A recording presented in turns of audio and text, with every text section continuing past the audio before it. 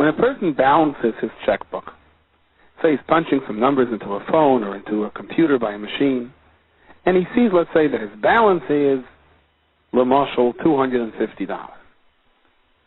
Okay, that's better than a balance of zero. But of course, the question remains, how many checks are yet to come through? How many checks did he write out that are still going to clear?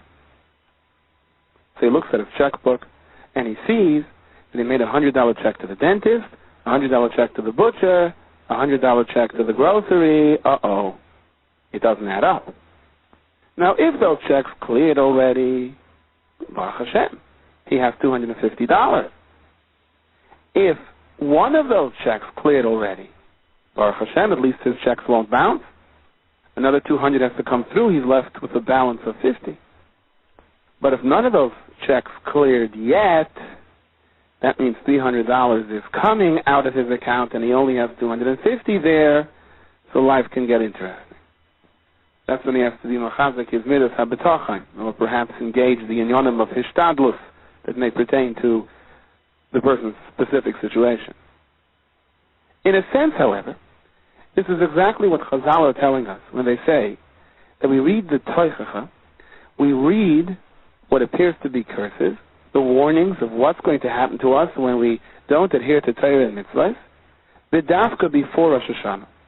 Chazal phrased this as Tich Lashana v'kil le'seah, Tachel Shana u'bir cheseah. Tich Lashana, may the year end and its curses. The Tachel Shana u'bir cheseah, may a new year begin with its brachas. In other words, we're hoping that the klolos already passed. The klolos have already cleared. They're part of the last cheshbon. When Rosh Hashanah comes, there's a brand new slate, a clear slate. Whatever oynish chas v'sholom is due to me, hopefully I was already yaitza.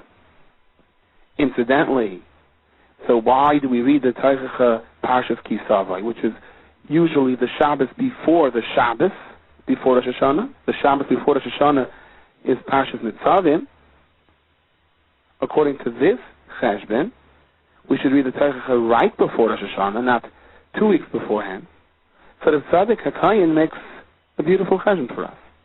He explains to us that Shabbos is mashpia on the entire week. Whatever happens, whatever brachos are going to take place throughout the entire week, is all vested in the previous Shabbos. That's why the chassan gets his aliyah, and there is such a great simcha the Shabbos before. The bar mitzvah bracha, according to many minhagim, gets his aliyah the Shabbos before. We bench Rosh Chodesh, the Shabbos before Rosh Chodesh, because the Zohar HaKadosh tells us that Shabbos is mashpia on the entire week. Any bracha that manifests itself throughout the entire week has to be embedded in the previous Shabbos. Therefore, the Tzaddik explains, Chazal B'dafka have arranged for us that the reading of the Teichacha takes place not the Shabbos before Rosh Hashanah, but the Shabbos before Rosh Hashanah. Because the Shabbos of Rosh Hashanah, next Shabbos, Parshas Nitzavim, is already Rosh Hashanah. Whatever takes place during that Shabbos has an effect on the entire week. And we want to be free and clear of the Teichacha. We want the check to have been cleared and paid out completely before there is any vestige of Rosh Hashanah. But let's analyze this for a couple of moments. Chazal is saying we read the Teichacha, the Balkaira reads it lower, and there are various different minhagim as to who gets the aliyah of the Teichacha. There are warnings in the Paiskim that one should not have in mind about an enemy that he may have in the shul.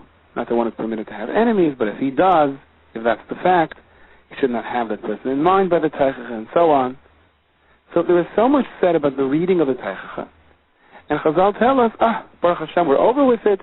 It's past. It belongs to last year's cheshbon. Now we have a clean slate. We just read the Teichacha. We didn't experience the Teichacha. In order for me to have the $250 in the account, the other checks don't simply have to be posted or declared. They have to be paid out. So how does this work? How do we get the benefit of the Teichacha clearing our last year's cheshbon just by reading the Parsha? And the answer is that the Rebbeinu Shalom has tremendous rachmanis on us. And the Rebbeinu Shalom is saying, be aware of the punishment that is due you.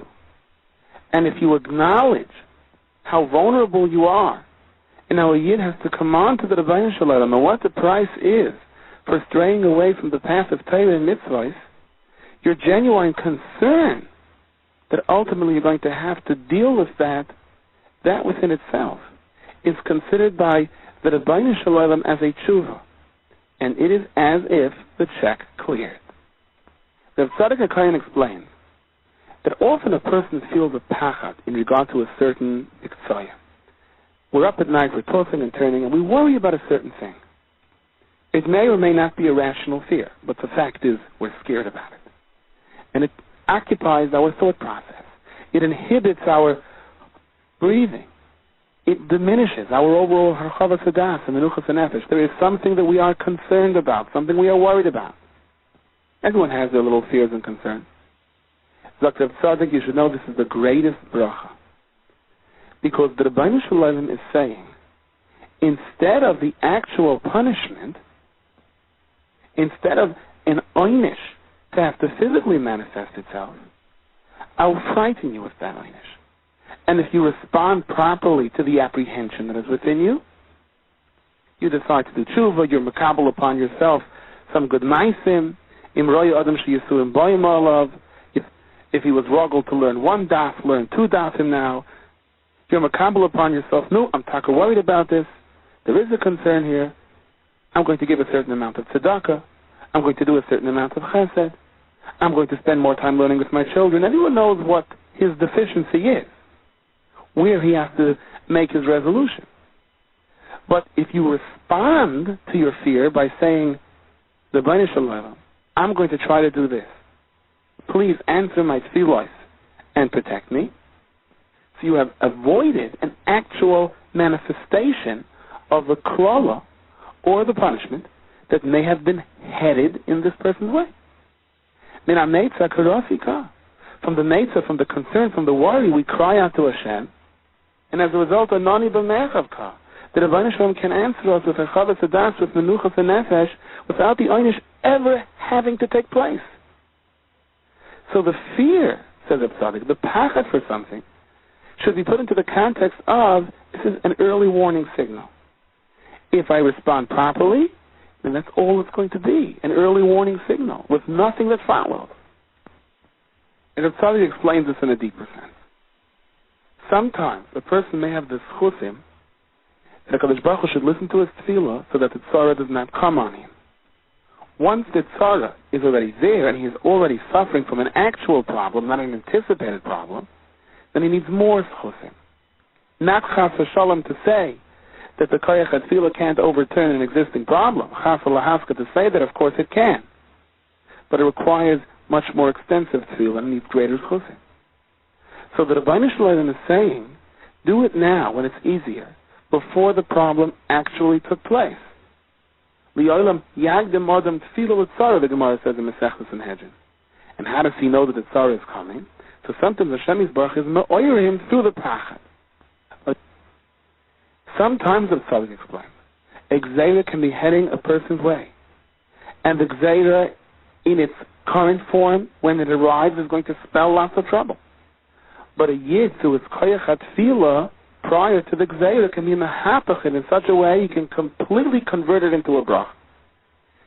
Through tefillah, you can arrange so that by the time the gzeira gets to the person, and nothing happens unless it has been decreed to happen at a certain time, you can chaperein beforehand, before it actually comes to fruition, so that it's going to turn into the greatest bracha. And the Tzaddik says, it's the whole inyan of tshuva during the month of Elul. Whatever is coming Rosh Hashanah is coming. But through a Yid's Koyach HaTfilah, prior to Rosh Hashanah, to the proper tshuva during the month of Elul, you can be mehapech Gzeira Ra to a Gzeira Taiva. You can change what is potentially the most devastating event directed at a person, and you can be mehapech that into the greatest bracha. Particularly by being margish, by feeling the concern prior to its arrival. And Tzaddik brings from the Sefer Yetzirah that the month of El corresponds to the Yud, which represents Machshava. The month of El is precisely that, Machshava.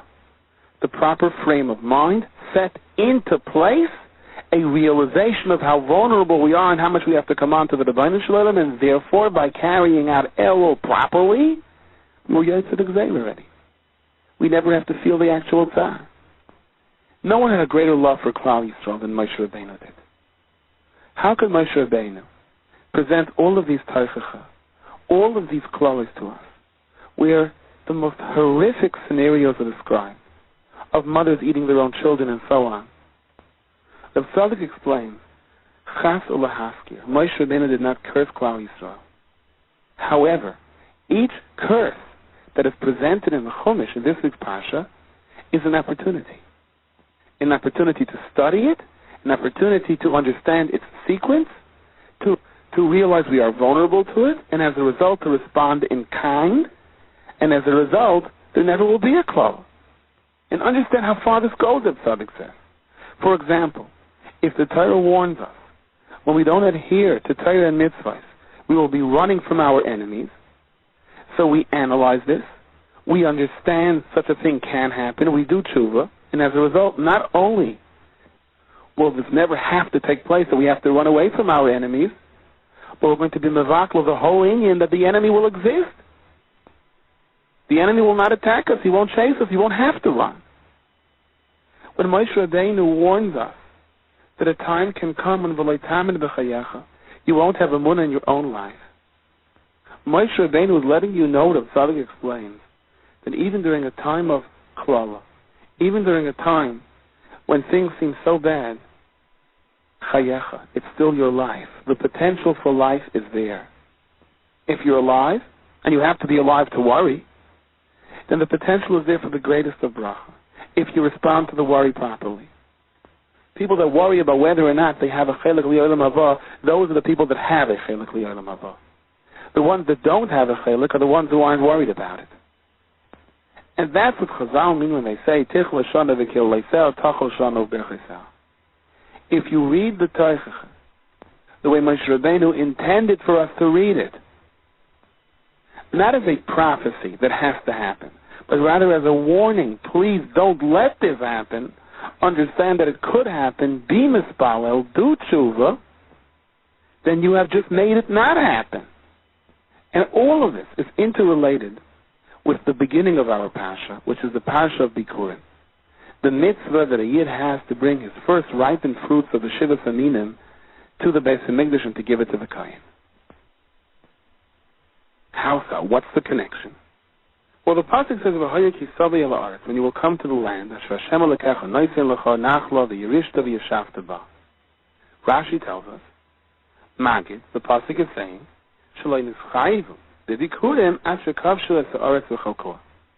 The Yidden were not mechuyev in the mitzvah of Bikurim until after the 7 years it took them to invade the land, and the subsequent 7 years it took them to properly distribute the land.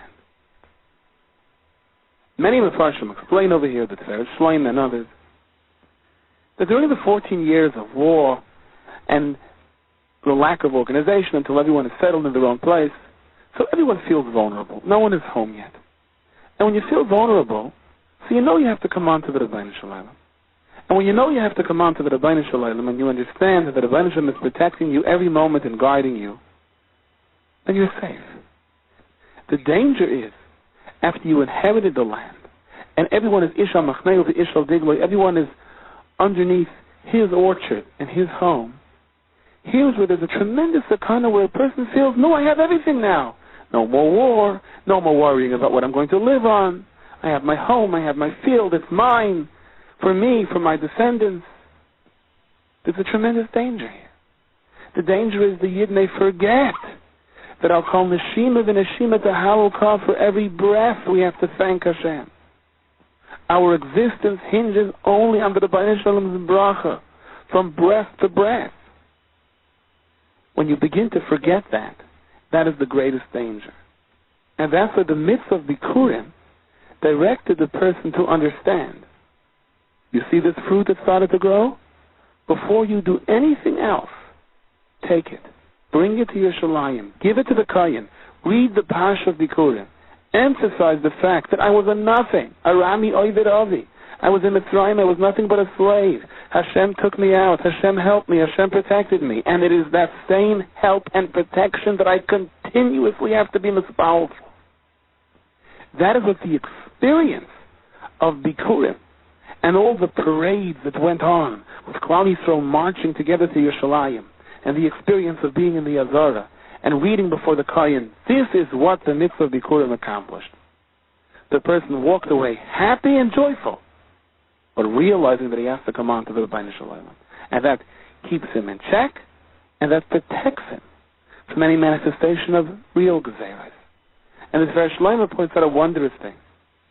You see how the mitzvah of Bikurim changes the person. At the beginning of the parasha it says, so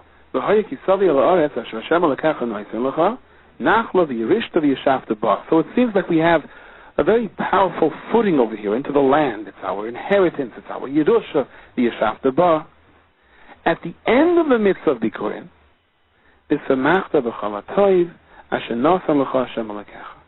and you will rejoice in all the goodness that Hashem gave you.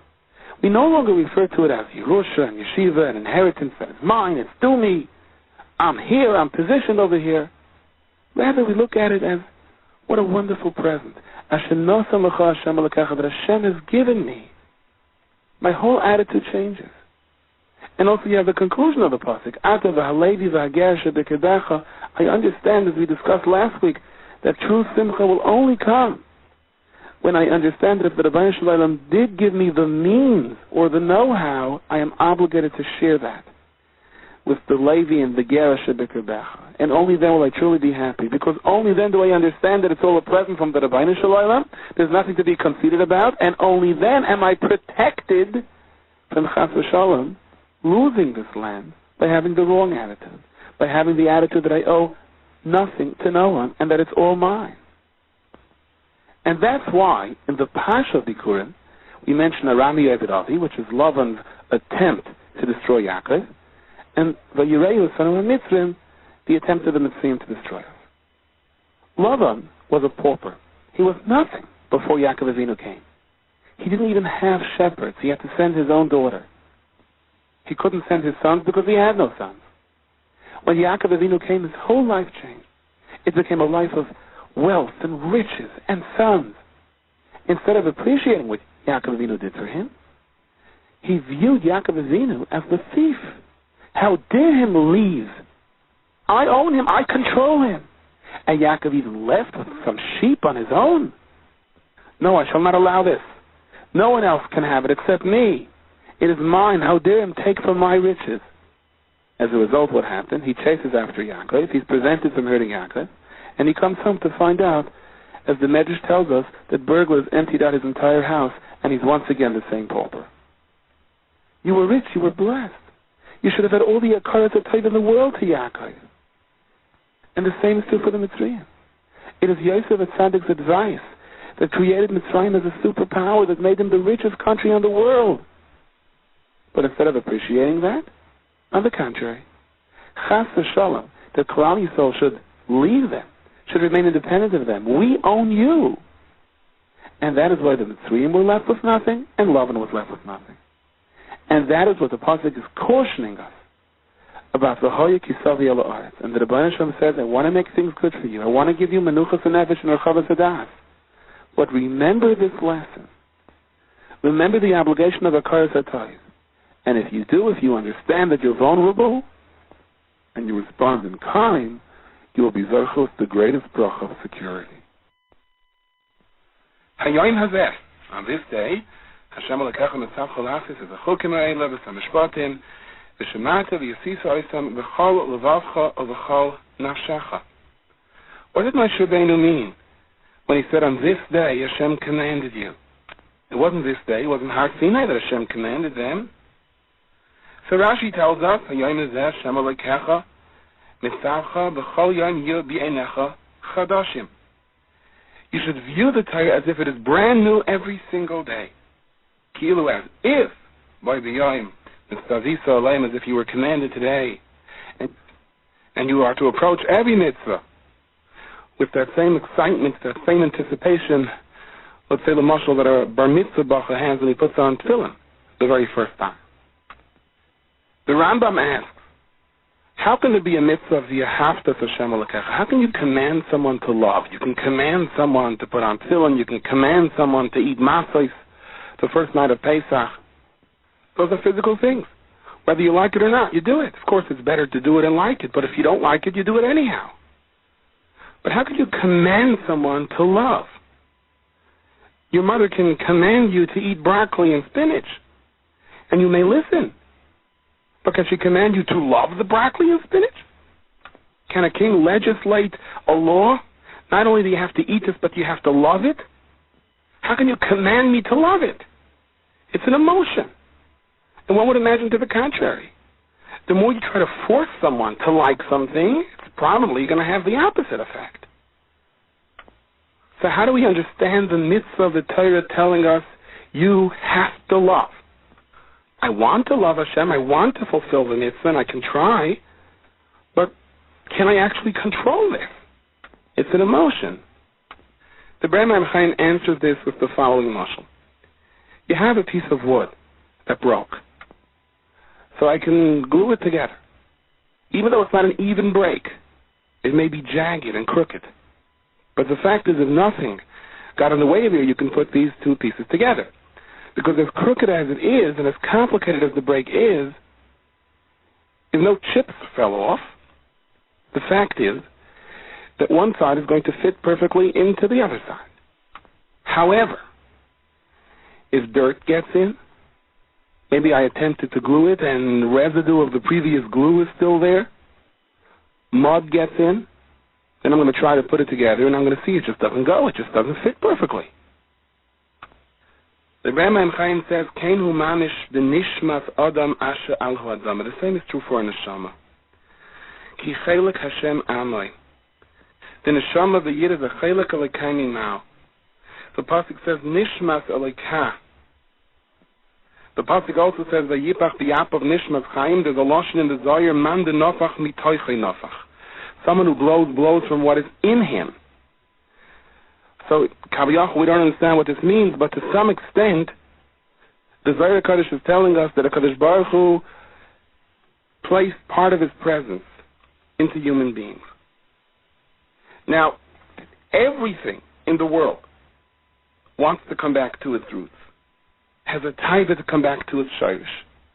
If you rip something out of its roots, there's a natural tendency, regardless of what it is, for it to come back. It is comfortable in the environment that it came from.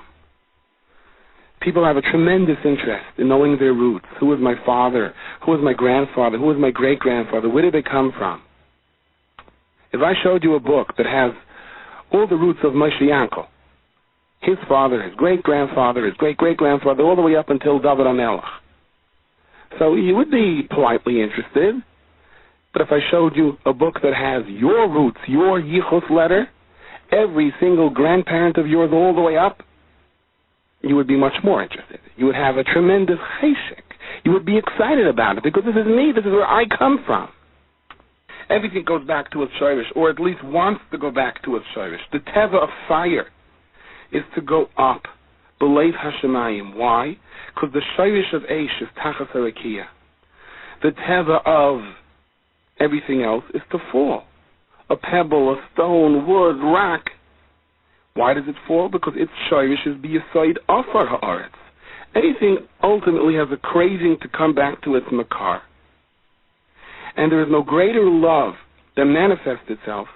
There is no greater excitement and anticipation when you have a situation of something that was broken off and it comes together. The most moving thing in the world is a family, Rahman al-Islam, that was separated for whatever reason, and now they can embrace each other. And the truth is, if there was a difficult period of forced separation and afterwards they're together again, generally they're closer than even before. As close as one unit is, if you break it up and put it together, it appreciates the fact that it's one unit more. It doesn't take it for granted. You may see your son every day and enjoy his company, but that once a year when he comes back from Eretz Yisrael, it's a very special moment that you look forward to. So the 11 months of his absence really serves to generate the excitement of the chibur, of the moment of embracing. A mother sends off her daughter, and then she gets to see her again several months later. That heightened level of love, of that feeling of wanting to be together, that was created because there was a void. No neshama wants to come down to this world. The neshama is drafted and sent. This is your job. This is your mission. Here are your objectives. And there are going to be tests. The neshama is ripped away from its shirish. Yes, the Yeshua Shechina is with us. But there is a separation. And the neshama has a natural craving to want to go back to its shirish, to want to become close to HaKadosh Baruch Hu. And if we kept our neshamas pure, then every time we would pronounce HaKadosh Baruch Hu's name and we would say a bracha, the simcha would be so great, it would be literally difficult to remain down here on this world. The Strelska used to say goodbye to his family before each davening because he felt that he wanted to soar up, that he wouldn't come back down. Rabbi Yosef Chaim Zanafel writes about his Rebbe, the Mashach, one of the greatest Talmidim of the Chassam Sofer. When they came to Yerushalayim the first time and they came to the Kaisel, he began to cry out of love. He threw himself against the Kaisel. Rabbi Yosef Chaim Zanafel says in the middle of davening, he grabbed hold of his Rebbe and pulled him. And he believed until his very last day, had he not done that, his Rebbe would have not survived. That the love was so great, the association, that feeling of return to the Mokim HaShechina was so intimate, so powerful, he felt his neshama would have left him. He always said, I really believe I saved my Rebbe's life. The Emes the Ber Maim Chaim explains that was the Madrega of all the Nevi'im, that they were able to generate such a degree of simcha and love to HaKadosh Baruch Hu that their guf literally became bottle. All their chushim, all their senses sort of ceased to function to a higher force. And that's how the Yeshua Shechina manifested themselves in them, and they were able to talk about the words of Nevuah, what HaKadosh Baruch Hu had said to them. Without that bittul haguf, the Nevuah would have never penetrated. And that's what we're in the Psukim in Daniel, the Ber Maim Chaim says. The hoidai, nepach halayla mashchis, the great hoid, the great beauty of Hashem, the praise of Hashem, turned against me as if to destroy me. I had no power anymore. In other words, my guf, the koyach haguf, the gashmius, the physical aspect of my being, diminished itself, and as a result, the nikshra data el surho elam in Baruch Hu. His das was able to tie itself al surho elam. This is how Daniel explains how he was zeicha to the great nevuah, how he was zeicha to see everything that's going to happen. The achar sayam until Mashiach comes. Now again, these are words we're repeating, not that we have any real understanding of how this works.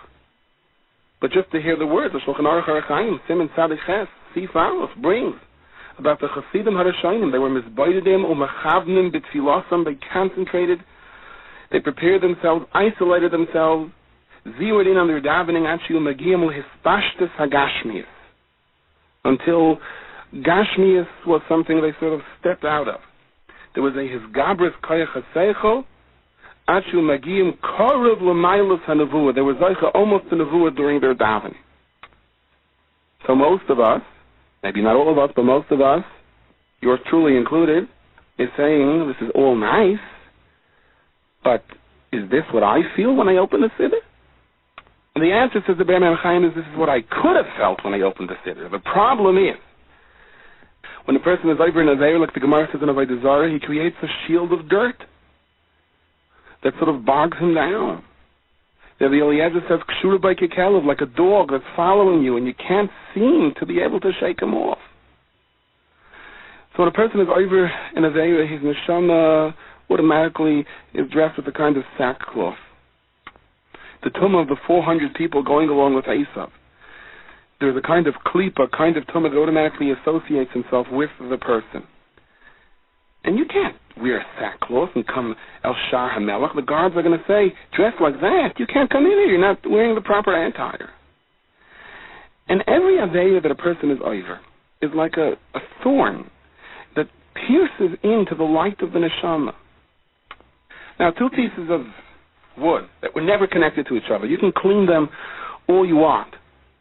But if it's not an even cut, you're not going to be able to put them together. Two pieces of wood that once were one piece of wood that cracked. If it's dirty now, it won't hold. The glue won't hold. The adhesive won't work. You won't be able to fit the pieces into each other. But the difference between something that once was one piece and two pieces that never were together is that the two broken pieces of wood that initially were one piece, if you wash it and scrape it and clean it enough, and you will be able to put it together, then it will fit perfectly. one into another. The same is true for the neshama. If one is Zaycha Lasu Malibai Kol Zayis, and he really has Charat on his Maisim, and he does tshuva, a real tshuva in his heart, he wants to remove the sackcloth from his neshama. So all of that original love that so naturally is there is just waiting to come back. So he teaches the pasuk Sais Asis B'Hashem Tagol Nafshi Dalekai. I rejoice with Hashem. My neshama feels this tremendous joy with Hashem. Why? Ki Hilbishani Bigda Yesha. Because I was able to put on the clothes of salvation. The il tzedakah, and the great robe of tzedakah Yateni has adorned me. The problem is when a person is over and azeir, he's suddenly dressed in sackcloth. They don't let you in. When you do tshuva, you're zaycha to beautiful clothes. And automatically you have this cheshek and you have this love to want to associate yourself to HaKadosh Baruch Hu. So when the Torah says, V'yahavta Hashem Elokecha, what is the Torah really saying? The Torah is saying that love is there. Of course you can't create love. I wouldn't ask you to create love. But I definitely will ask you to keep your neshama clean, or to constantly attempt to clean it from dirt that is there, so that that love can manifest itself, so that you can feel that love. Or at least the Torah is asking in the midst of Yahavta Hashem Elokecha that you understand that there is a natural love, and if you don't feel it, it's because of that dirt that's in the way. And at least have the ambition to want to clean yourself so that that love can come in and take its place.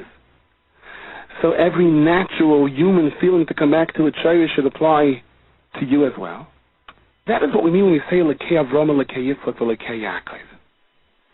Hashem of Avram. The end is that every Yid can be Zeicha to that. But what the Torah is saying is the others completely shredded their Yetzirah to the point that it was completely disintegrated, and there was nothing blocking that natural connection between the Creator and the neshama that was created. The Rabbeinu Shalom and the neshama was there by the Avos. That is something that we are all born with, but we tend to lose it as life goes on and gets more complicated and we begin to stumble. The Avos never lost it. But through the Avos, we want to lift ourselves up as well. And therefore it says Lekei Yisrael also, because Yisrael, the Klolius, never lost it. The chesron that one Yid has, well, another Yid may have a mile to compensate for that. That's the great mile of Tefillah B'Tzibur. That at least someone else closeness to HaKadosh Baruch Hu can have an effect on you. And in certain regards where I may be closer to Hashem and another person has a pagam, it all sort of clicks into place. You can borrow one from another. And this, as the Be'er Man Chaim, is what the pasuk is really saying. Hayoim hazeh. This could be the day. As Rashi tells us, B'chol yom yeh be'einecha kechadashim. This could be the day that you and I can feel an appreciation to every mitzvah, to every word of tefillah. Like that bar mitzvah boy you put on tefillin the first time. When you understand that it is Hashem Elokecha, your God. When you are returning to your shayrish, that a mitzvah is not just a nice thing to do. A mitzvah means coming home. A mitzvah means being drawn back to the very essence of your roots, to the very real meaning of your being.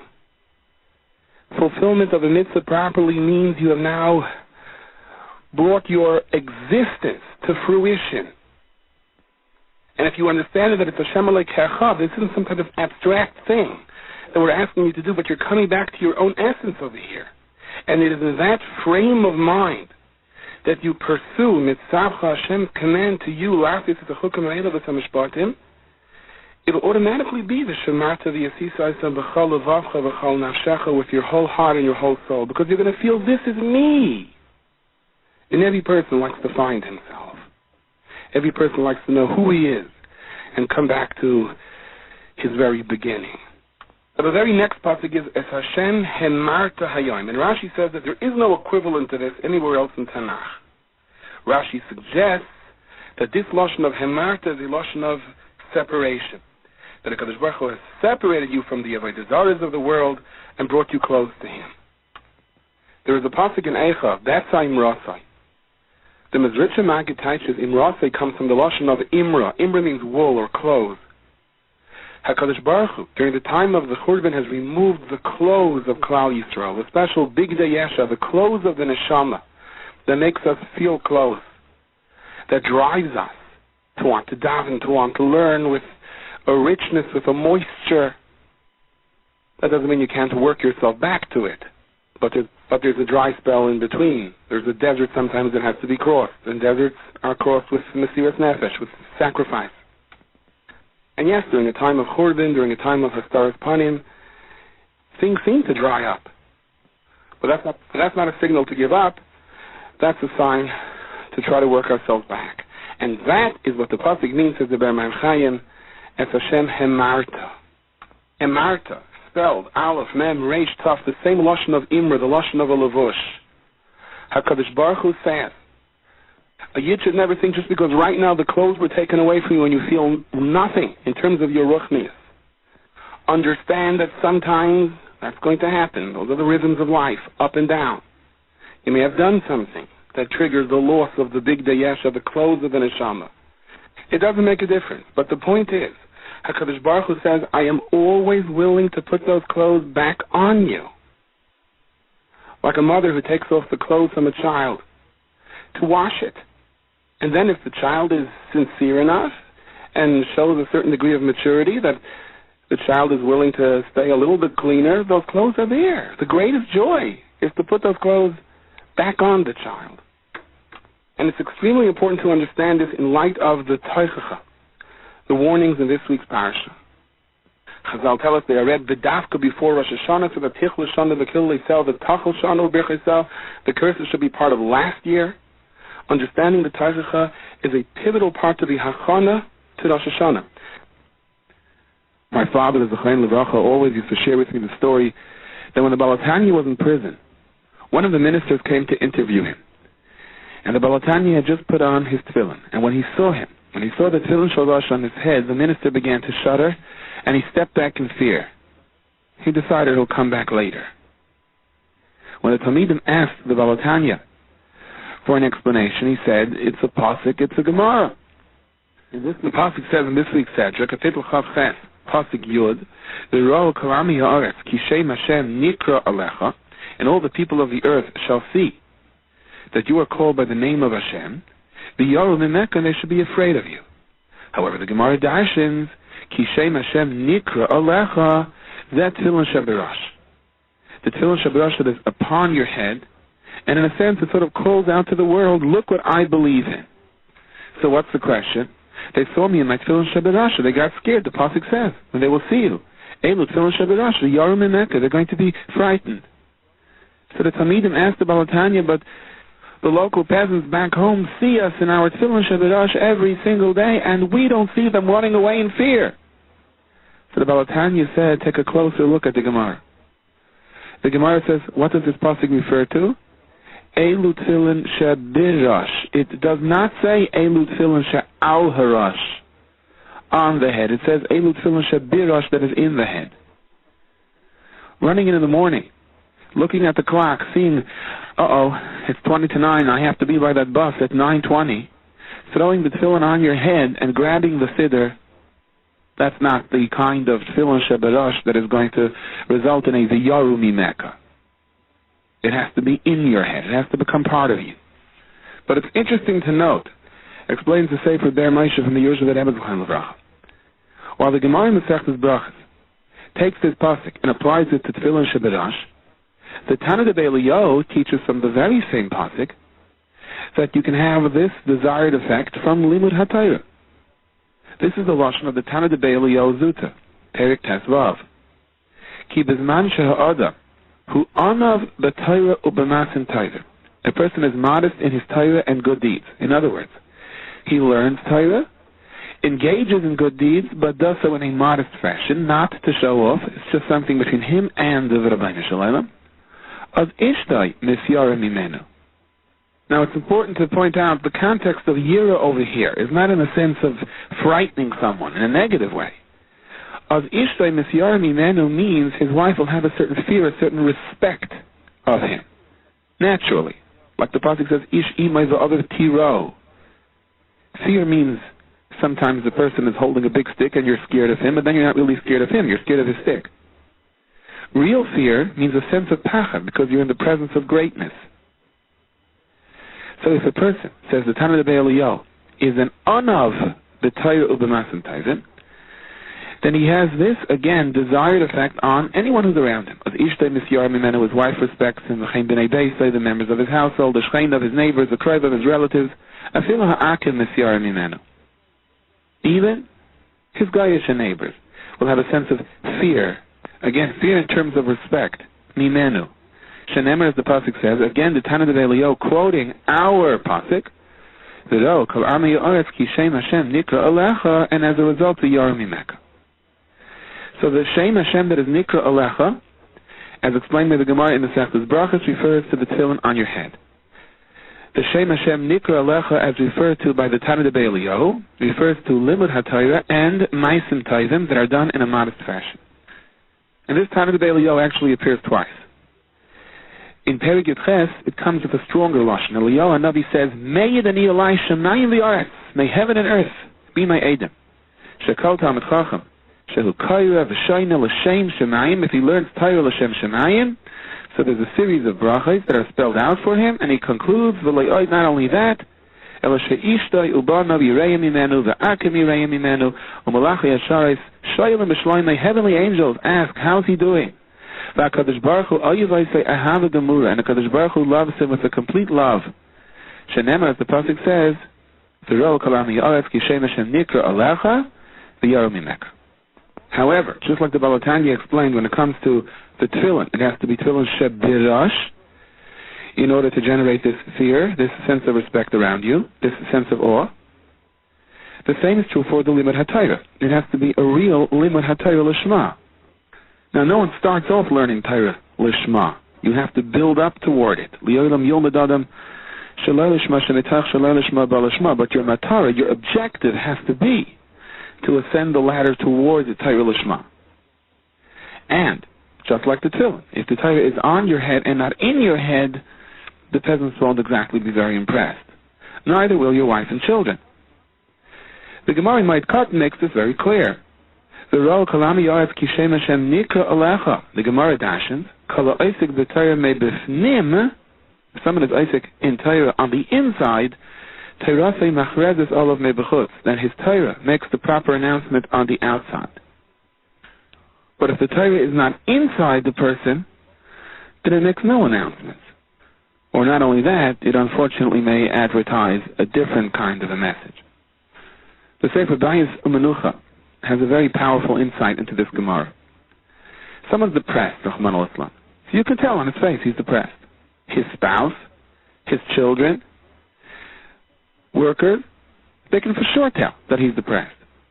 You can see it, you can't hide it. The quality of life is measured by a person's confidence, by his simchas hachayim. And when the simchas hachayim is not there on the inside, his face tells the story on the outside. The same is true for limud haTorah. If a person is not truly learning on the inside, he may be in Kailo, he may go to Shiurim, but you're going to right away tell, especially those that are close with him, are going to realize that something is not there, something is missing. So he tells a story in this Sefer about a certain young man that came over to Rabbi Rafal David Auerbach, and he began to cry. And the Rabbi Rafal asked him, "What is the problem? Tell me." He said, "My whole objective in getting married was to be mamshach a life, to build a bayis nema the Yisrael, like all of the brachas by his Sheva brachas speeches. I wanted to become a gadol in Torah. But from the time I got married, this was so much more difficult for me to learn. My dream of a life of Torah, of a home of Torah, is mamish turned right on its head. You should know every single day there's another problem. I want to go learn, I want to run out, my wife sends me to buy something. I want to go to my chavrusa, and my wife says, come, we're going to my father's house now. I want to sit down to write the shiur, and my wife says, come, you have to help me hang the laundry. This is nothing, this isn't learning. It's terrible." Rabbi Rafal David said, "Come, let's go together to the house of the Chazon Ish." And this young man stood before the Chazon Ish, and he spilled out all of the pain in his heart, and the Chazon Ish listened to the man, and he smiled. And Rabbi Rafal David couldn't understand this. This young man is pouring his heart out, and the Chazon Ish is sitting there and smiling. So when the young man finished, apparently the young man did not see the Chazon Ish's smile. The Chazon Ish answered him. He said, let me tell you something. You should know that there are two who know whether your kavana is emes or not. First of all, of course, it's the Bari Kol Olam, who knows exactly what's going on in the innermost chambers of your heart. The second who knows whether you're sincere or not is your wife. If your wife knew that you wanted to learn Torah be'emes without any bittul whatsoever, she would be the first to help you. Just the opposite. She would set everything aside to make sure that your limud haTorah goes unchallenged and without difficulties. But I am confident that the problem over here is not your wife. It's not that your wife wants you to help her with the laundry. Your wife sees that your kavanah is not 100% pure. You also sometimes wander around a little bit, not taking advantage of every single moment. She has a sense that your objective of non-stop learning isn't always there. So if it isn't always there, then she may as well use you to help hang the laundry. She makes a cheshbon. I mean, if he can sit and schmooze with his chavrusa for a couple of minutes, if he can stand on the street corner for 15, 20 minutes after Mariv and go through the sugya of the day's politics, so why can't he help me go to the store? So we have to deal over here with the correct issue, said the Chazon Ish. The pshat isn't how we get your wife to change. The pshat is how we get you to change. If you are makabel upon yourself be'emes, that your matar in life is limud haTorah, then you'll see your wife will be the first to help you. The Chazon Ish's Yesod is such a ma'adik Yesod, and it applies itself almost to every aspect of life. You say to a child, how come you didn't do your homework last night? Because my mother made me go to the store. What does that mean? It means that the child was first playing. Then he was listening to a tape. Then he was schmoozing on the phone. And then his mother told him, can you please run to the store? And he started screaming, Mom, but I have to do my homework. Now I'm not going to be able to do it and finish it on time. You know how long it's going to take me in that store? Not condoning that's the way he should talk to his mother. But the child comes back the next day and sincerely argues that it's my mother's fault that I didn't do my homework. She sent me to the store. But the whole point is your mother sent you to the store because you weren't exactly busy with your homework to start with. In other words, we establish our sense of priorities in terms of what we do, and people observe what we do. Then, based on the kind of priorities that we project, people will try to align that with their needs. And the emphasis of parents, it also has to be understood. Sometimes a parent will say, can you believe it? My son spent the whole day playing outside, and then when I want him to go to the store, suddenly he starts screaming about his homework. He doesn't care about anything that goes on in this house. He has no sense of responsibility. That complaint has to be redefined. You know, he cares about what's going on in the house, and he has a sense of responsibility, but he also has a sense of priorities. To him, his sense of priorities are, number one, playing, number two, doing homework, and number three, helping out in the house. So naturally, you're trying to put number three before number two. And therefore, the child is defiant. Homework comes before going to the store. The fact that he was playing until now and he didn't do the homework is not because he doesn't care about the store at all. It's just that playing, that was number one. So if the young man comes home and he takes out a newspaper, a kosher newspaper, and sits down with a can of soda and takes it easy a couple of moments, and then his wife says, can you please come out and help me? And he says, I got to go to learn. He's doing the same thing. His wife resents it. He resents his wife's resentment. She's stopping him from learning. But the Chazon Ish explained to him, your wife is not the problem. You established the priorities. You decided, number one, you want to relax a little bit. Number two, you want to learn. Number three, you want to help your wife. And you want to help your wife. It's number three on the list. Number three is pretty high up. Now she wants you to come out and help her, but you're saying number two comes before number three because number two was limud haTorah.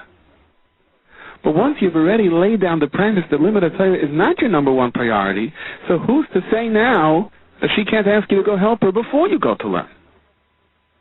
You established a sense of priorities over here. So she wants her helping to be number two, not number three. And who says she's wrong?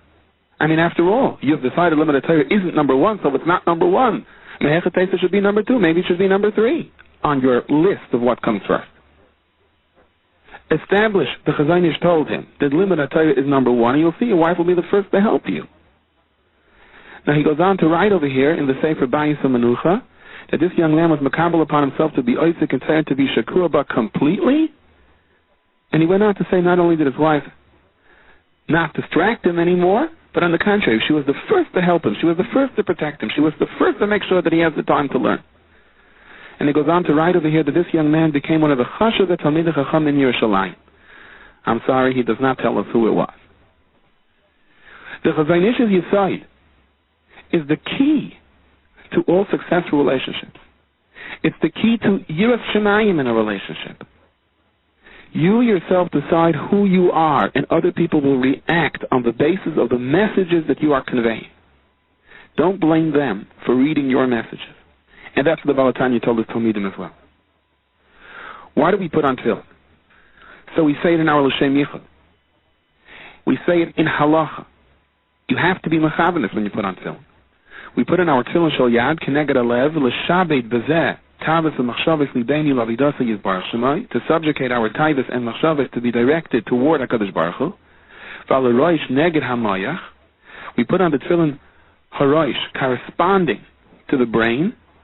So that the neshama, the true feeling, the true life in my mayach, im shar hushai, together with my other senses, the koichi and my power, kulam yu mishibadim lavidasa yizbarach shemai. When a person comes home and he spends a couple of polite moments at home, and then right away he sits down to learn with a simcha, with a cheshik, he sits down to learn with his children, so you have established your priorities. You're showing everyone on the outside truly what drives your heart on the inside. When you put on the tefillin properly with the right kavanah, you're projecting the feeling in your heart and in your mind to the world. And if you're serious about it, then the world will respect it. B'nai Beisei will respect it, his Shcheinim will respect it, his Kroivim will respect it. Afilu ha'akim, says Eliyahu Hanavi, nisyarim mimenu, if you're sincere. The Be'er Moshe brings a medrash shechertai. Amru Yisrael Lefnei HaKadosh Baruch Hu, Rabbeinu Shalom, Right Samanu, Liga B'Torah Yom V'Layla. We would love to ponder the words of Torah day and night. Avot Ein Lanu Pnai, what should we do? We don't have the time. We have to go out and work. We have to go out and make a living. There are things that have to be done. So HaKadosh Baruch Hu says, Kaimu mitzvah tefillin, u'mal ani alechem kilo atem yigim b'Torah Yom V'Layla. How much time you really have to learn? That depends on the person's circumstances. Of course, more so it depends on the person's will. The Imrei Emes, whose Hasmada was legendary, once asked a person who was a tremendous asken, big oisik b'tzarchi tzibra, yukavei itim l'tayra. So he told him, Rebbe, from morning until night I'm busy with letters, with askanas, with running to government ministers, helping Yidden. It's just not possible. So the Imrei Emes called him into his kvittel room. And the kvitlach, the little pieces of paper where people write down their names and requests, were piled almost to the ceiling. He didn't say anything afterwards. As if to say, I have almost 1 million chassidim that I'm being mispal for and crying for and I have to daven for. And I don't waste a second. I have my shiurim every single day. If there's will, there's way. But you have to be on that madrega. The fact is we have to go out to work. The fact is there are things in life that have to be taken care of. I don't have the yagi and Torah that I want to. So HaKadosh Baruch Hu says, put on tefillin. What does that mean? Even if you're not learning right now, but you can project in every aspect of your being, in the way you talk, in the way you do things, in the way you open a door, what your matara is, the way you sit down at a desk, the way you say good morning to a person. Every time you lift a finger, you are projecting in the manner that you're doing it what your matara is, what priority number 1 is. And that's the union of wearing tefillin. Originally, tefillin was to be worn the entire day, so that the feeling in our heart and the shibur in our mayach is projected into every single action that we do. Unfortunately, we cannot wear tefillin the entire day today because we're not at the madrega to maintain that level of purity. But that's what tefillin really represents. There's another nusach of the L'Shem Yichud, which we don't say generally. We say the one that's brought down in the Beis Yosef. Some Svardim say it, but it concludes as follows: Hareini meniach tefillin shel yad lahavi kol ha'ovdei kechavim tachas yad Hashem, u'tefillin shel rosh lahavi kol ha'ovdei kechavim tachas reshus hashchina ilah. The pasuk in our Seder is teaching us, If your actions are not having the desired effect on the people around you, then reevaluate your sincerity. Go through your actions with a fine comb and say to yourself, what priorities am I projecting? Because the pasuk promises, the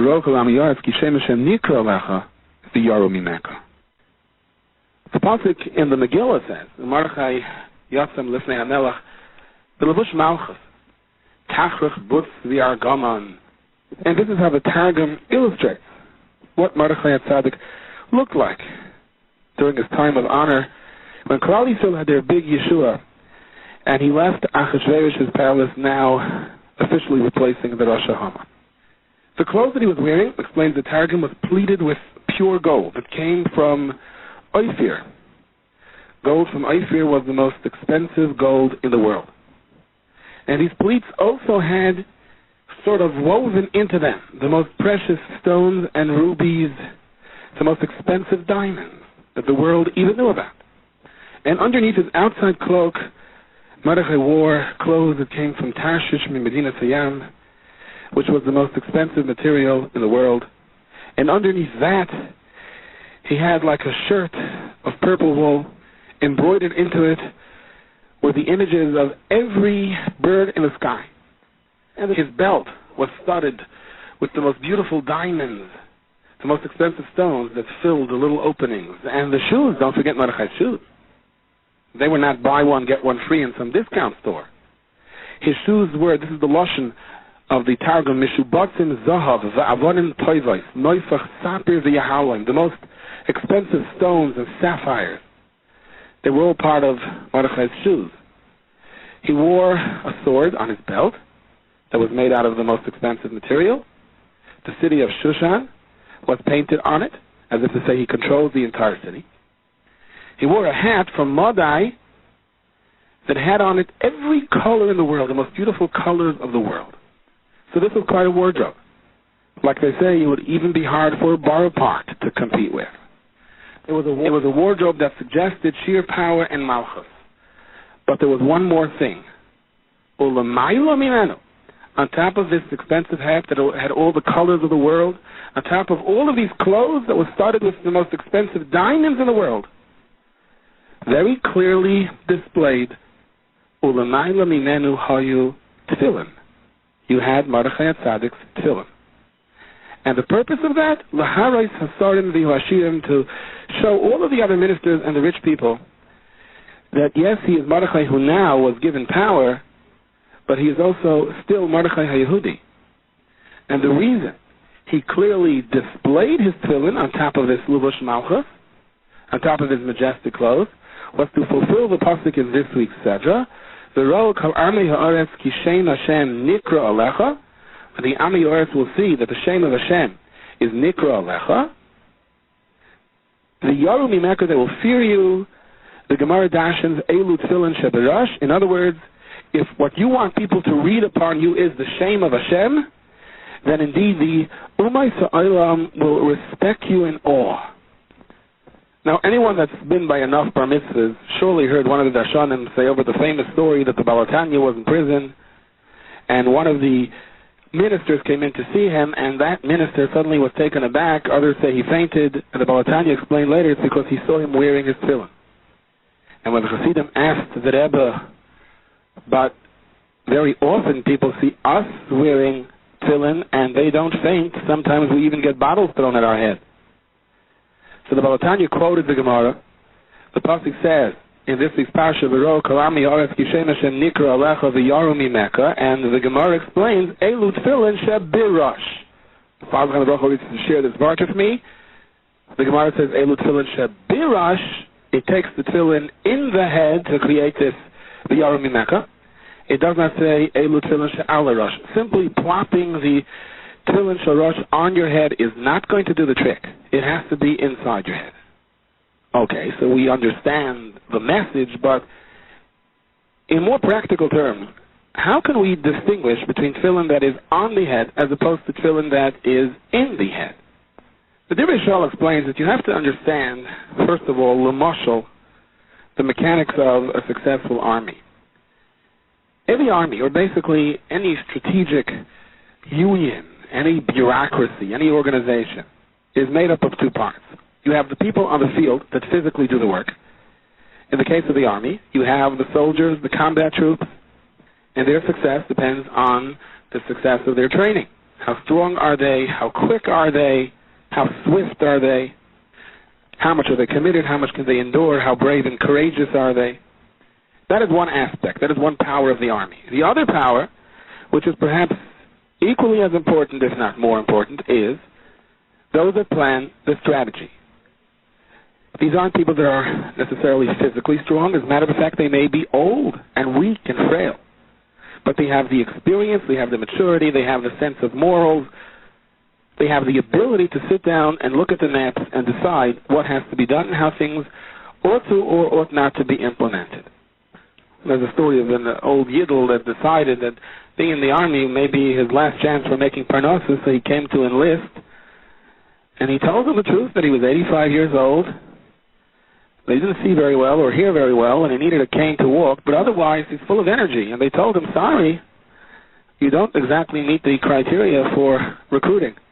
Then he saw an old man pass by in uniform, a bunch of medals hanging from him, and a whole group of people walking around him. And he said, well, what about him? He doesn't look all that much better than I do. So the person sitting by the desk said, he's the general. And the old Yid said, Muth, you don't need any more general? But you don't become a general overnight. If you have a career in the army and you have the experience and you've seen people rise and fall and you understand the whereabouts and the mechanics of how human nature works, of how aggressiveness works, of how war works, and you have organizational abilities, only then, after the many years of being able to run and jump and carry rocks and do 1,000 push-ups, only then can you become old and be a general. But whatever the case may be, the army still consists of two parts, the physical ability and the ability to think. In a sense, explains the Dvar Shol, that is the Tefillin Shel Yad and the Tefillin Shel Rosh. The Tefillin Shel Yad is Keneged HaLev. The Lev refers to our maisim, to our deeds. Even though Chazal say that the eyes see and the heart craves and the Klei HaMaisa physically carry out the action, however, the heart is the first step before the actual doing. I mean, 99.9% of what people do is based on what their hearts tell them to do. So it's fair to say that the Tefillin Shel Yad, which is Keneged HaLev, corresponds to the physical ability or the physical act of carrying out the things in life that we do. Of course, you may want to do something, but you need a particular talent, koyach, power, money, set of circumstances that allows for it to happen. But in terms of the person trying to do something, it's all heart. And then you have the Tefillin Shel Rosh. The Tefillin Shel Rosh is Keneged HaMoyach. The Moyach is the strategic part of the human being. The Moyach does not represent the Klei HaMaisa, physically going out and doing something, but the Moyach is more so the general. The Moyach is the inner security cabinet. The Moyach is the pace setter for the kinds of things in life that we're going to get involved in, and as a result, the kinds of things that we want to do. Now, although we would love sometimes not to have to make decisions, and we would love to live in the security of routine every day, shachris and breakfast and go to work and come home and learn with our children and go to sleep, but it doesn't work that way. Every day there are decisions to make, and there are new situations, new crises, new simchas, and we have to sit down and plan and make decisions. Every human brain has to be a kind of a general in terms of deciding what the strategy of your life is. And even though we are asked to and we ought to seek counsel, but ultimately it comes down to your own decision anyway, because you decide who to ask and what to ask and when to ask and how to listen. There is an element of decision that we all have to sit down to. There is a drawing board that we all have to face. Now, sometimes we're pretty sure about what we want, and we are frustrated when our heart doesn't seem to be able to carry it out, and sometimes we're confused even at the drawing board stage, and we're not quite sure which way to go. Both the Tefillin Shel Yad and the Tefillin Shel Rosh is a reminder that the success of the physical transaction, as well as the planning as to what kind of transaction I ought to engage, both are totally in Hashras HaShechina and the Siyata D'Shmaya. The more I am makir that with the Rebbeinu Shalom's help I can do anything, and without the Rebbeinu Shalom's help I can do nothing, then both aspects of my being are successful. Like the Lechowitz said, that the key side for a yid to remember in life is mit on the Rebbeinu Shalom kemenish ibetreiten the shvel. Without the Rebbeinu Shalom, you can't step over the threshold. And mit the Rebbeinu Shalom, and with Hashem, you can fly over skies. So everything else is in between, stepping over the threshold and flying. And then, if you understand that you have to come out to the Rebbeinu Shalom, you can deal with life, or rather life will deal with you in a completely different light. Our Tefillin Shel Yad, explains the Rishol, is a testimony that anything I do physically, the success or lack of such, is totally in Hashgacha. I understand that, regardless of what my particular talent is, besides the fact that it's the Kadosh Baruch Hu who gave me the talent, but given that I already have the talent. The success of my physical endeavors is Hashgacha. Then you have the Tefillin Shel Rosh. The Tefillin Shel Rosh goes even a step further, and it says, the success of what I plan for myself is Hashgacha. How often do intelligent people sit down to try to think things out, and they make decisions that in retrospect they say, Gewalt, why did I decide that? It makes no sense. In the final analysis, sometimes they were successful because they did something that didn't make any sense, and sometimes they lose because of it. But whatever the case may be, it comes to a certain point in life when a person is makir that even what I plan on and even what I decide is Hashgacha. And that is the real meaning of the Tefillin Shel Rosh that is in your head. Basic human nature is to assume, I have a brain. HaKadosh Baruch Hu gave me that brain. My brain decides what parnasa I should try. It decides where I should live. It decides where I should go. It decides whether I should take the train, whether I should take the bus, whether I should take a taxi, which yeshiva I should send my child to. All these decisions in life. My brain is going to decide, and it's going to decide based on experience, based on intellect. Sometimes I'm certain I'm doing the right thing. Sometimes I think it's the best of two evils. But all of that is when the Tefillin Shel Rosh is on your head. There was another pchina of Tefillin Shel Rosh in your head.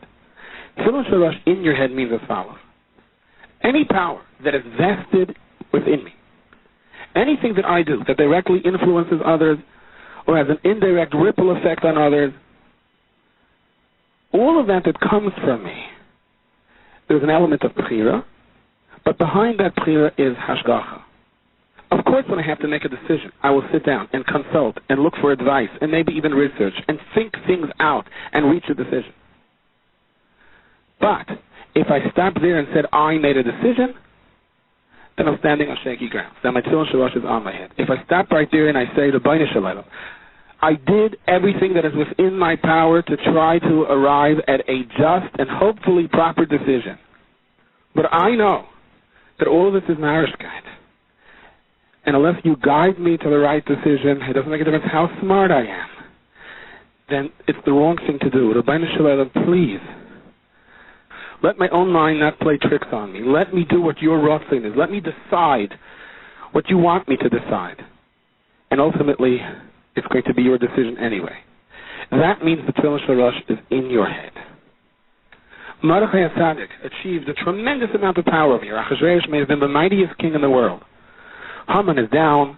Mordechai, Lahavdo, takes his place, and he walks out with his levush malchus, with the signet ring. He is now the most powerful person in the world. And everyone comes running. Mordechai, how are you? And Mordechai stops right there, and he points to his tefillin, and he says, wait. Don't be fooled. Don't be misled. Don't be misguided by all of this lavish clothes, by this levush malchus. These royal clothes don't make me important. These royal clothes are an indication that HaKadosh Baruch Hu has given me power, has planted in my mind now Hashras Hashchina. And now, the effects of my actions are going to decide the fate of many, many others. And therefore, that tefillin on my head is now closer to me. That tefillin in my head now is more part of me than it ever was before.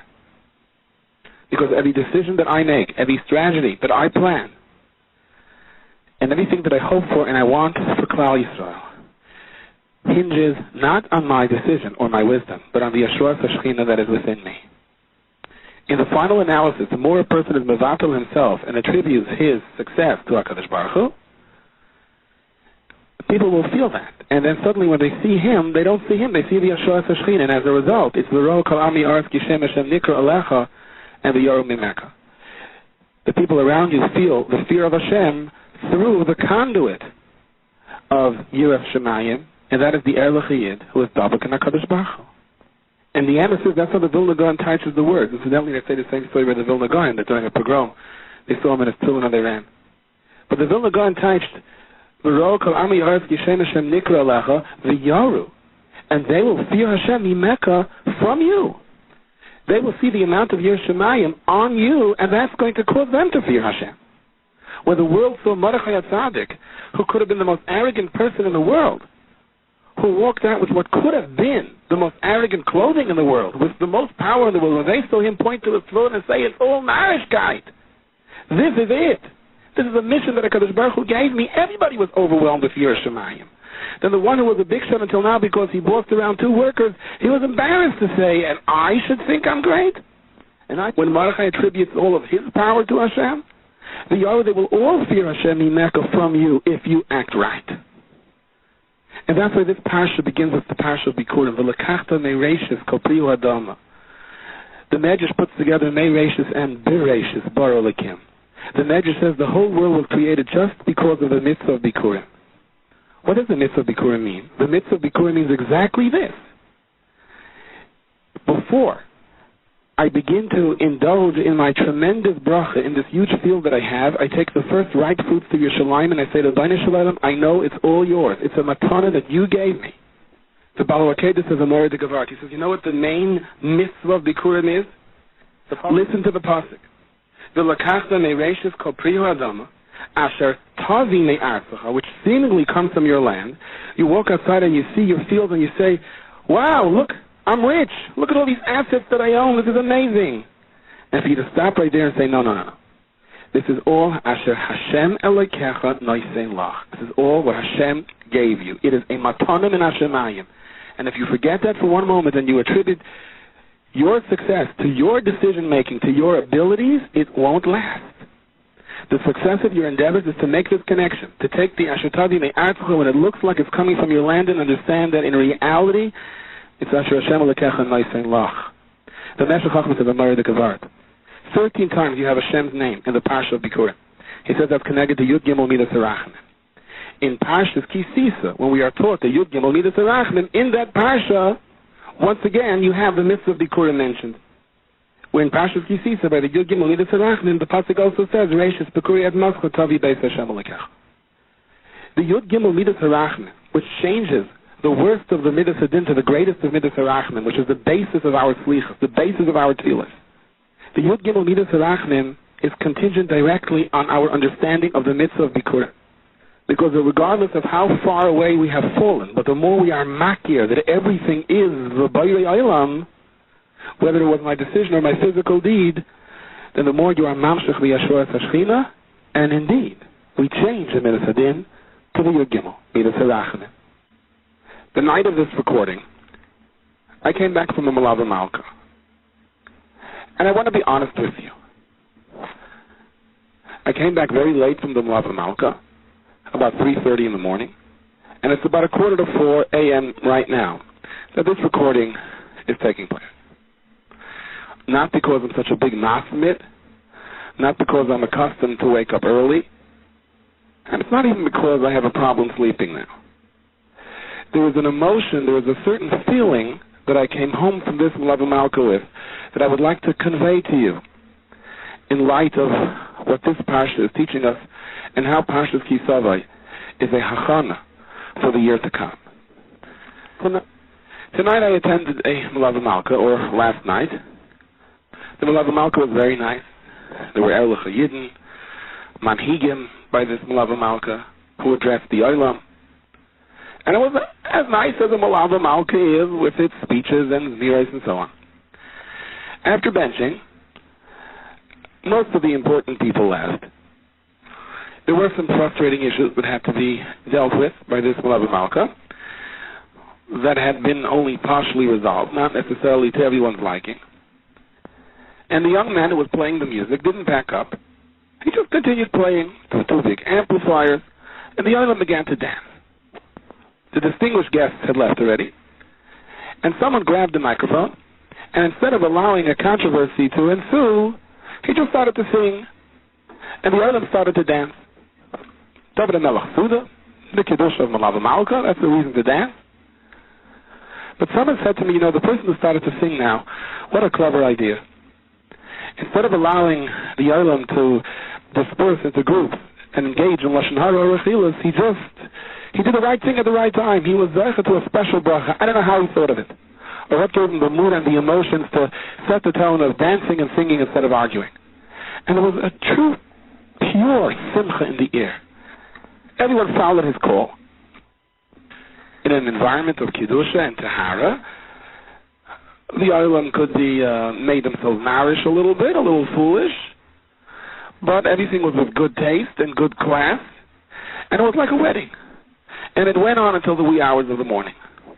No one could explain why it went on until the wee hours of the morning. It wasn't scheduled, but it was there. The simcha was in the air. It was a special bracha, the bracha min hashamayim, because frustrations that otherwise may have been vented in a consultative way came out through song and dance and produced much better results. Now the Gemara says in Masechtas Imagine, Tani Rabbana, Hakara pasuk shel shir hashirim, the Oisaisim in Zamer, a person reads a pasuk from shir hashirim and turns it into like a song, or Hakara pasuk bebeis mishtais belois manai, or a person just sits around drinking wine. It is not a malava malka. It is not a sudas mitzvah. Just people getting together to drink wine. And they begin to say psukim, sing psukim, and use psukim as a form of entertainment for themselves. In other words, they recite these psukim below manai. The Gemara says terrible things. Maybe rali olam. They bring terrible evil to the world. The Yomer Lefanav and the Torah says, your sons have turned me into a kinar, into a harp or a violin, that leitzim, that mockers are using, that comics are using. So what does the Rabbeinu Shalom say to the Torah? Amallah Hashem says to the Torah, Biti, my daughter, when they eat and drink, what should they be Isaac in? What should you do when they're eating and drinking? Amar Lefanos, the Torah said, Rabbeinu Shalom, if they can read psukim, let them read psukim. If they can learn Mishnayos, let them be Isaac in Mishnah. If it's Pesach, let them talk about Hilchos Pesach. If it's Shavuos, about Shavuos, Sukkos, about Sukkos. That's the right thing to do. And the Gemara concludes, Shivim Mechananya tells us, Kalakaya Pasuk Bizmani, someone who recites the right Pasuk at the right time, maybe Toiv Eli. He brings good to the world. Shnemer, as the Pasuk says in Mishlei, the davar be'itay matayv, the right words at the right time. How good is it? Now Rashi makes something very clear over here. Rashi says the negative side of this, where the Torah is complaining, that's where people are just sitting around drinking wine, and they're making fun of the psukim. There's a comic that's up there that's making jokes on the cheshbon of the Torah. However, says Rashi, if a person recites psukim, or sings psukim during a Yom Tif, and he takes a kais biyada, in other words, there's joy, there's simcha in the air, and he says divrei agada and psukim and yonei shel yain, and he brings people together, and the Torah becomes a course of simcha and blends into this sudas mitzvah, maybe tov eliyayim, then you bring the best of good to the world. So if you're enjoying the Torah, it brings the greatest bracha to the world. If you're enjoying it by laughing at it, by mocking it, then you're bringing the worst of clothing. There are two kinds of smiles that you will see on a person's face. You have someone that gets up, which is the classic Western comedy, and he makes fun of someone or something. And the more you're talented in ridiculing that person and turning him into a carbon, then the more laughs you get. You get laughs, but that's not simcha. Then you have someone that knows how to generate simcha. He has the right thing to say at the right time, and people laugh, and people enjoy it, and there's genuine, real happiness in the air. The Degel Machna Ephraim explains that davar be'itay matayv is in general a bracha for someone who says the right thing at the right time. The Torah teaches us the mitzvah of bikurim. The Torah tells us that after all of your work on the field, you step into the field one day and you see a very simple but basic Pesach to bracha. One of the figs ripened. all of the work that you put in, cultivating the field, the plowing, the planting, praying for the rain, and so on, everything has come to fruition over here in terms of your emotions. You may only have one fig that became ripe, but it's the first fig. And quickly you tie a little rubber-like band around it, and you've designated it as Bikurim. Included in that process is where groups of Yidden are going to get together, and they're going to carry these peiros, march proudly with music toward Yerushalayim, and they're going to sleep out on the streets. It's going to be sheer joy, sheer simcha. And as this procession moves along and more Yidden join the parade of the people who are bringing their Bikurim to Yerushalayim, we have a very unique halacha. Workers, especially in the times of the Gemara, we were very, very strict with workers that they have no right to stop for a second because their time doesn't belong to them. There's an abridged version of Shmei Nesrei for workers. There's not Azeh, it's not Nogeya, because we understand that the structure of the workplace is different. One has his break where he can daven. But technically speaking, the Dina de Gemara has no right to daven a whole Shmei Nesrei. There's questions about benching. How could he bench? Time is not his. And then suddenly you have this major exception. The Mishnah tells us that when the people are sitting and working and they look up and they see this parade of Bikurim bringers, the people bringing their Bikurim to Yerushalayim come, they stop their work and they stand up for them to share in their joy, to show their respect for this beautiful mitzvah of Hakaras HaTov of these Yidden coming to say thank you to Hashem. Why? So the Gemara says, well, that's how great a mitzvah is in its proper time. Now is the time for Bikurim. Everything stops for it. And then he comes to Yerushalayim, and there's this whole process with the basket and the tenufa and what the kohen does. And he says a whole pizmin dafka during a time of simcha, and he recalls the history, Arami Yovid Avi, and we cried out to Hashem, and Hashem helped us. And the parsha of Bikurim finishes with this pasuk. This is the very last pasuk in the parsha of Bikurim, Kapitel Chavav pasuk Yirau, right before Sheni. V'samachta, you shall rejoice b'chal ha'toiv, asher nasa l'cha Hashem alekecha u'leveisecha, ata v'halevi v'hagesha b'kirbecha. Zok t'degel machna Ephraim.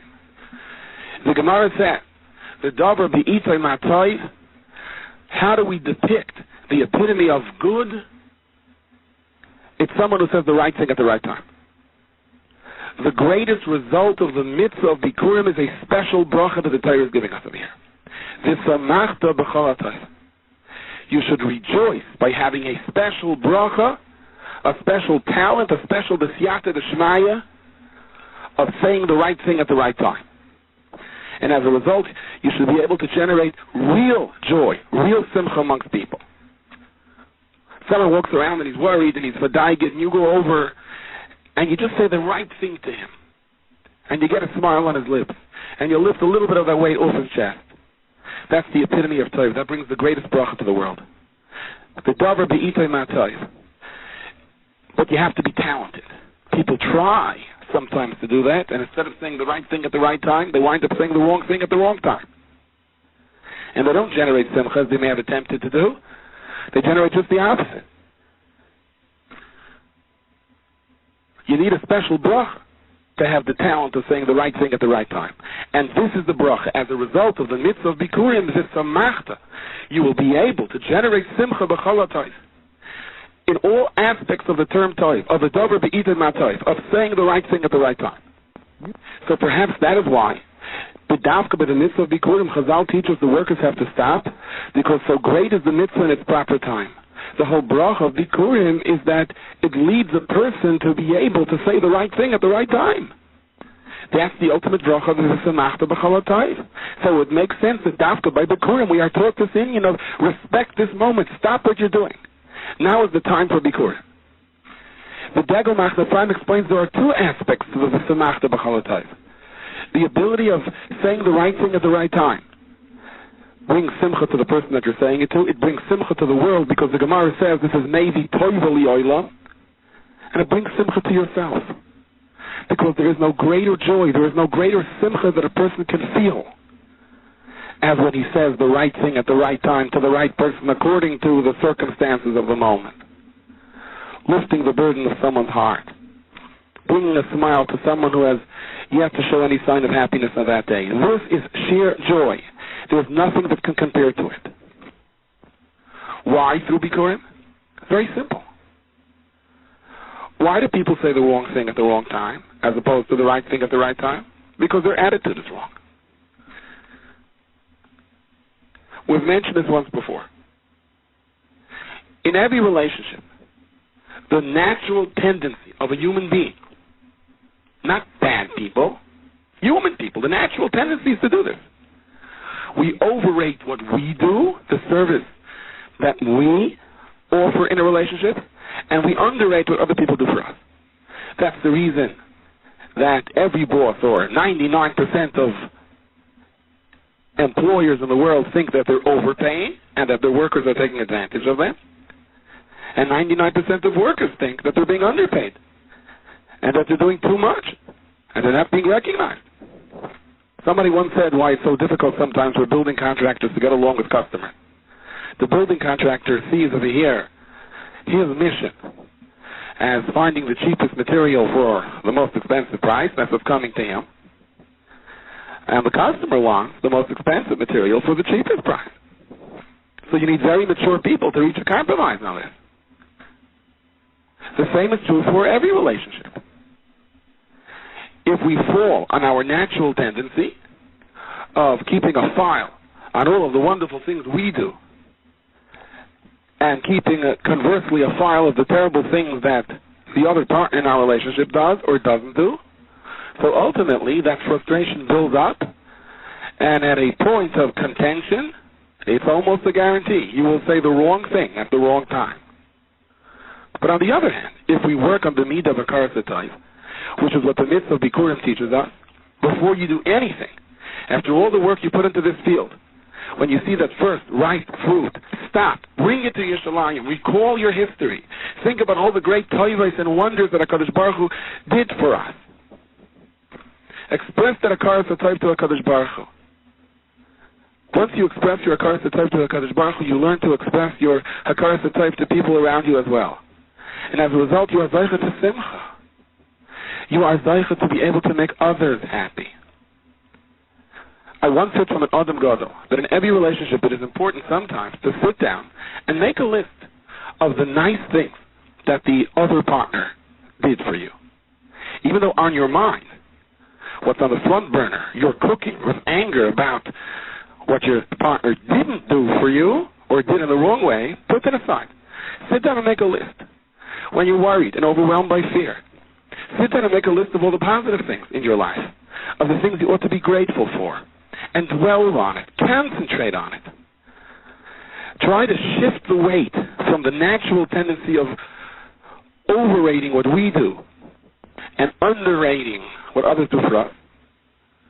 Try to shift the focus of our natural tendency of exaggerating our fears and concerns and the things don't go our way, and overlooking the many things that do go our way. Reposition yourself, focus on the good. As a result, your whole life begins to change. You are zeicha to simcha, and you're zeicha to say the right thing at the right time. The mitzvah of Bikurim is for all the Shivas Haminim. But the mashal that Chazal give is that a person walks into the field and he sees a fig that ripened. Why the fig as opposed to the other Shivas Haminim? Why is that used as the mashal to begin the instructions of Bikurim?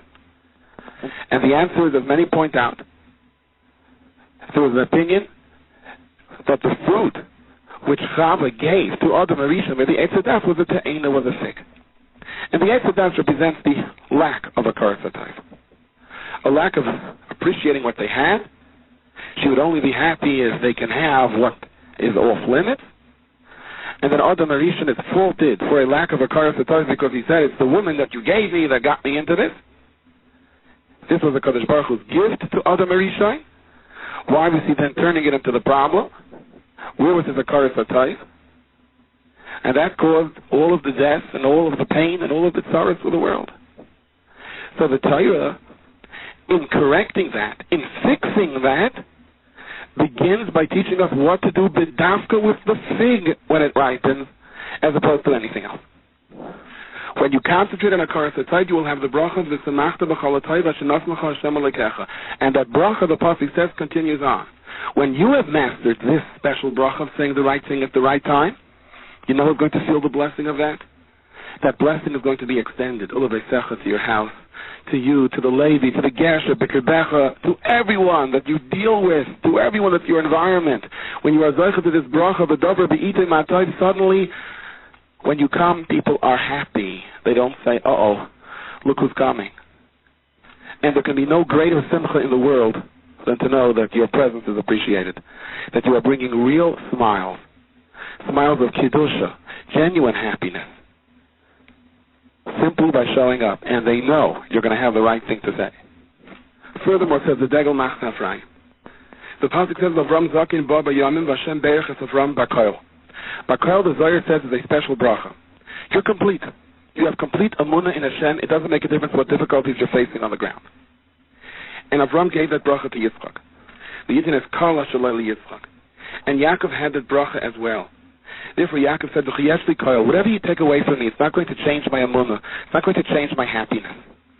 And that's the bracha of the V'samachta B'chol HaTayv. The bracha of Kol. A special blessing that a person feels, it doesn't make a difference what my situation is that I have to deal with. Thank you. I have everything. This shiur is distributed by Koladas, 11 Steichenet Street, Yerushalayim. For donations, please call 02-5383-999. Fax 02-538-0267. Postbox 57035.